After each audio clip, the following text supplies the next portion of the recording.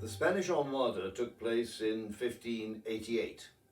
It was just 3 years after that 6 British men of war were at anchor in the Azores when they were surprised by a much larger Spanish fleet.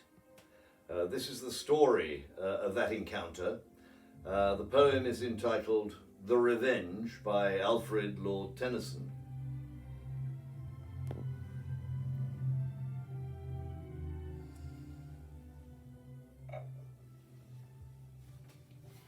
At Flores in the Azores, Sir Richard Grenville lay, and a pinnace like a fluttered bird came flying from far away. Spanish ships of war at sea, we have sighted 53. Then swear Lord Thomas Howard, 'Fore God, I am no coward, but I cannot meet them here, for my ships are out of gear, and half my men are sick. I must fly, but follow quick. We are 6 ships of the line, can we fight with 53? Then spake Sir Richard Grenville, I know you are no coward, you fly them for a moment to fight with them again. But I've 90 men and more that are lying sick ashore. I should count myself the coward if I left them, my Lord Howard, to those Inquisition dogs and the devildoms of Spain. So Lord Howard passed away with 5 ships of war that day, till he melted like a cloud in the silent summer heaven.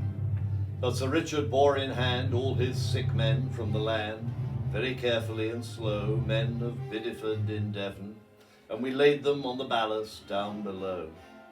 For we brought them all aboard, and they blessed him in their pain that they were not left to Spain, to the thumbscrew and the stake for the glory of the Lord.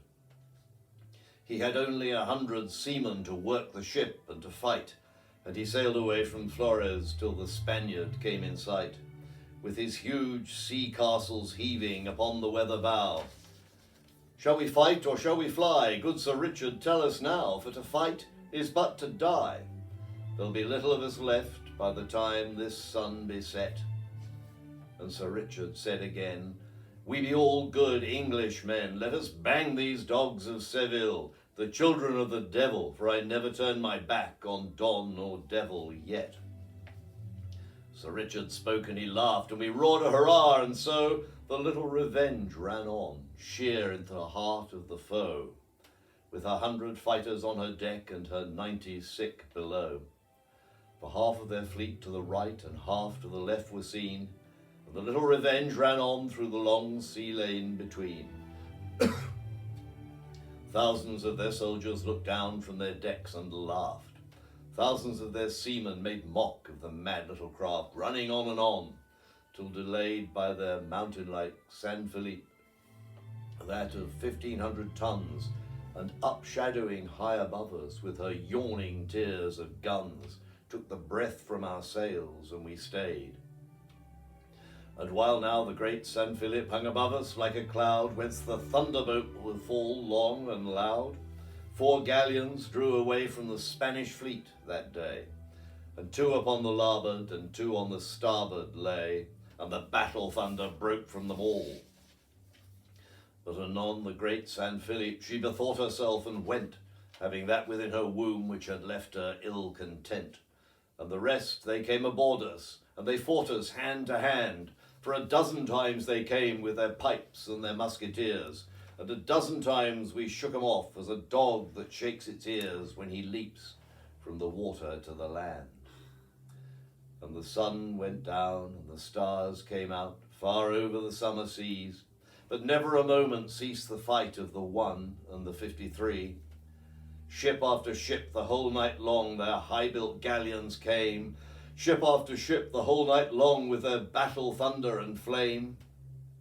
Ship after ship the whole night long drew back with her dead and her shame. For some were sunk and many were shattered, and so could fight us no more. God of battles, was ever a battle like this in the world before? For he said, fight on, though his vessel was all but a wreck.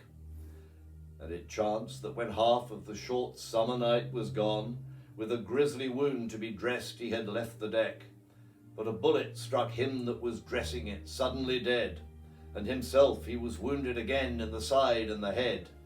And he said, fight on, fight on. And the night went down, and the sun smiled out from over the summer sea, and the Spanish fleet with broken sides lay around us all in a ring, but they dared not touch us again, for they feared that we still could sting. So they watched what the end would be. And we had not fought them in vain, but in perilous plight we were, seeing 40 of our poor 100 were slain, and half of the rest of us maimed for life, in the crash of the cannonades and the desperate strife.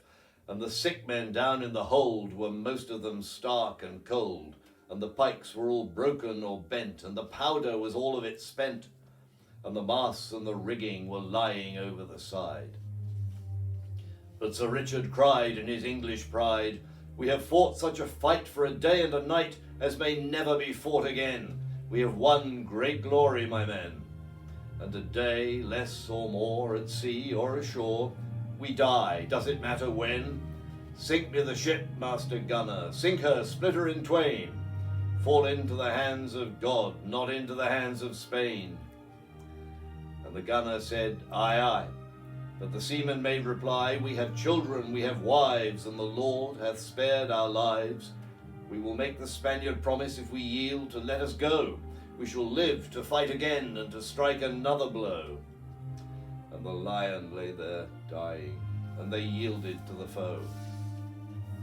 And the stately Spanish men to their flagship bore him then, where they laid him by the mast, old Sir Richard caught at last, and they praised him to his face with their courtly foreign grace. But he rose upon their decks and he cried, I have fought for Queen and faith like a valiant man and true. I have only done my duty as a man is bound to do. With joyful spirit I, Sir Richard Grenville, die. And he fell upon their decks and he died. And they stared at the dead that had been so valiant and true, and had holden the power and the glory of Spain so cheap that he dared her with one little ship and his English few. Was he devil or man? He was devil for aught they knew. But they sank his body with honour down in the deep, and they manned the Revenge with a swarthier alien crew, and away she sailed with her loss and longed for her own, when a wind from the lands they had ruined awoke from sleep, and the water began to heave and the weather began to moan, and or ever that evening ended a great gale blew, and a wave like a wave that is raised by an earthquake grew, till it smote on their hulls and their sails and their masts and their flags, and the whole sea plunged and fell on the shot-shattered navy of Spain, and the little Revenge herself went down by the island crags, to be lost evermore in the main.